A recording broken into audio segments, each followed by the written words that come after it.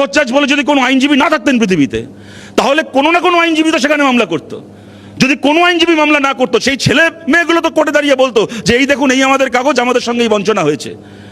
তাহলে এখানে প্রশ্ন তো এখানে ব্যক্তি বিকাশ ভট্টাচার্য কি ফিরদৌস শামীম কি বিক্রম ব্যানার্জি কি সুদীপ্তর প্রশ্ন না। প্রশ্ন তো হচ্ছে এখানে যারা চুরি করেছে তারা শাস্তি পাবে, নাকি তাদের ভাগের শাস্তি যারা কোনো অপরাধ করেনি তারা পাবে। এবং যারা অপরাধ করেনি বলতে সুমনদা একটা কথা বলি, এখানে আমাদের ভাই রয়েছেন যারা আজকে শিক্ষক হিসেবে নিযুক্ত হয়েছিলেন, যাদের কোনো দোষ নেই, আজকে এই টানাপোড়েনে তাদের কাজ চলে গেছে। তাদের প্রতিনিধি হিসেবে আমি খুশি হতাম যদি যে 22 লাখ ছেলে মেয়ে প্রতারিত হয়েছে তাদেরও একজন প্রতিনিধি আজকে এখানে থাকতেন। তাদেরকেও যেন আমরা আমাদের এই বিতর্কে, আমাদের আলোচনায় ভুলে না যাই। বাড়িতে অসুস্থ বাবা মা কিন্তু সেই ছেলে মেয়েগুলোরও রয়েছে, যারা আজকে 7 বছর ধরে 8 বছর ধরে রাস্তায় বসে আছে।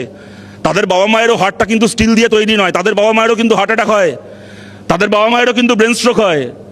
সবার ব্রেনে কিন্তু মমতা বন্দ্যোপাধ্যায়ের মতো সিপিএম বোম মারেনি, তাদের বাবা মায়েরও ব্রেন আছে, তাদেরও কিন্তু ছোট ছোট ছেলে মেয়ে রয়েছে, তারাও কিন্তু স্কুলে পড়ে, তাদেরকেও কিন্তু বাড়ির বাজার করতে হয়। আজকে সেই ছেলে মেয়েগুলোও কিন্তু বছরের পর বছর রাস্তায় বসে আছে।